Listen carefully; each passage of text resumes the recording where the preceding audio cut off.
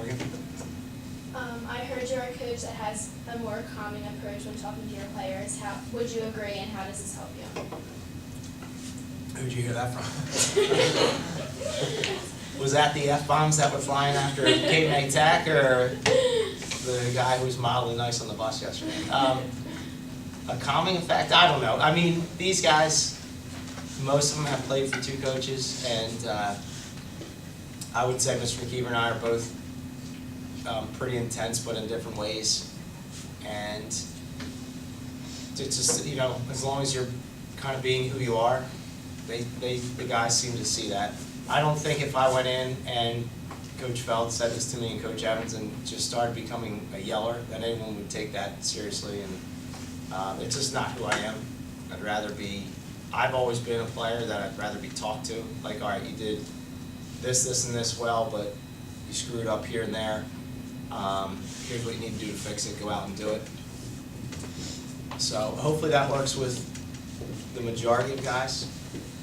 It's just what is comfortable for me. So if that has a calming influence or whatever, that's awesome. But hopefully not too calm. I want everyone to be pretty fired up when it's game time. Yes? Since you guys moved to Group 3's playoffs and fighting to go far in the playoffs, a serious option.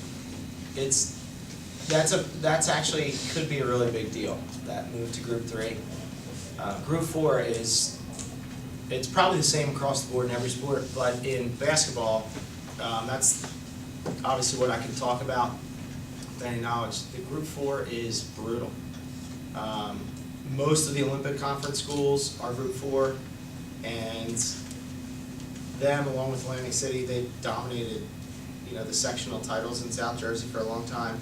Atlantic City's won back-to-back state titles, so South Jersey's Group 4 has been as strong, if not stronger, than North Jersey's, and it's just a loaded bracket. Group 3, the top couple teams, 2 or 3, are always, everybody's top teams are really good. Group 1 even, Group 2. You know, Pittman, I believe, is Group 1. They're probably the best team in South Jersey. But it's not as strong throughout the bracket. All right, and it's easier to get in. Getting into the playoffs is based on power points. We play a lot of Group 4 schools, so we have opportunities for more power points. Moving into Group 3, had we had the same record last year, we would have been in the playoffs in Group 3. So when Coach Betson talks about hosting a playoff game, I think that's certainly a realistic thing if we're putting in the effort that we need to put in. And you never know. I mean, we'll see what, you know, if we can even get there, and if we can, what the draw looks like for us. But, you know, I would be disappointed if we couldn't get there and we don't make a little bit of a run in the playoffs this year. But again, having not made the playoffs for 4 years, I don't want to, you know, project out that far and talk to the guys about that kind of stuff. Well, that's such long-term stuff for us right now. We need to have the best practice that we've had all year, and then tomorrow we need to go have the best scrimmage we've had all year and go like that. Then we can start letting that other stuff take care of itself. Paige, did you have a? Yeah. As a fairly new coach, do you feel any pressure coming from parents and or former coaches to meet their standards and expectations? Not really. I mean, all the parents that I've had a chance to interact with, they all want the same thing. I mean, everyone would like to see Mainland go as far as we possibly can, push Atlantic City, push Holy Spirit, get to the playoffs, go far, and we all have the goal, you know, for similar reasons too. I mean, it's what makes being part of a team, any team, not just Mainland basketball, a great experience for the people that are involved in it. You know, when the guys that are on the team graduate in 10 years and 20 years, they look back, it would be nicer to look back and talk about what you did in the playoffs and things like that. So I think that our staff and the parents are on the same page as far as that goes. And you know, coaches that have been here, well, Mr. Evans was, Mr. McKeever, talked with both of them, and they both want the same things. In fact, we play at Christmas a team from Virginia whose coach was the coach when I played here at Mainland. And I just spoke with him yesterday, and he wants the same things. He wants to see Mainland get back to the playoffs. So no extra pressure, but I think we should all feel pressure to get there, because if you're not pressuring yourself, you're not, probably not getting after it the way you need to.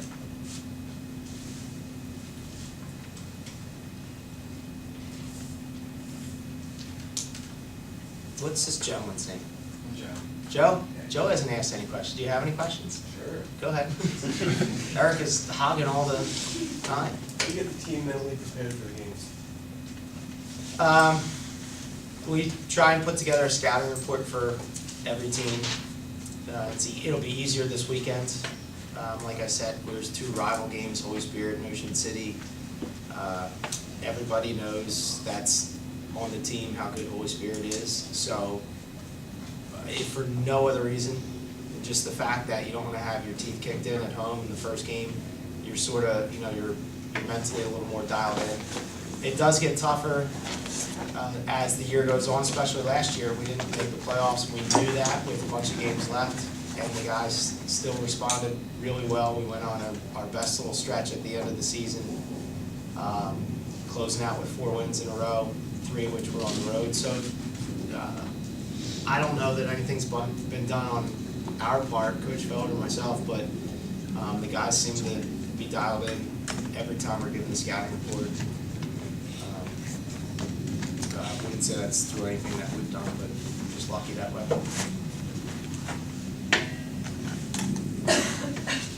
Alex? Are you doing anything different this year to make for a stronger team?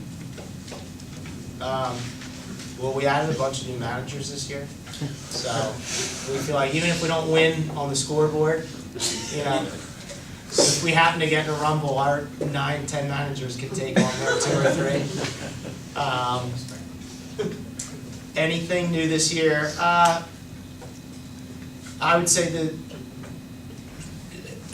the just having our whole front line back, our 2 forwards, our center, and having guards. And as far as people, I love the guards we had last year. As far as improvement, I thought that Teddy Mazzio improved maybe more than any player on our team. As the season went on, he was fantastic the last 3 weeks of the year or so. But we have guards that just have a better overall understanding of where pressure is going to come from, what we're looking for out of our offensive sets, where to get the ball. And we've already seen that in the preseason. We're telling them, let's look inside first and work inside out.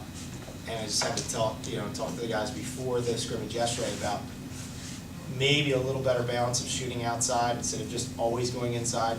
And they took what I said and they ran with it and did a great job. But now it's constantly just always looking in, and once in a while even giving up some good opportunities on the outside. But I would say the biggest difference might be that, just the mentality that our guards have. They're buying in and understand what the coaching staff's trying to implement and ask them to do better than last year. That and experience. Erica? 1 word to describe your team this season. 1 word to describe the team this season. What I really think, or what I would like to be able to say, I'd love to say hungry. Hopefully they're hungry to make the playoffs, hungry to have a winning season, hungry to turn this thing all around and get back to what Mainland basketball was. And it's only semester class, right?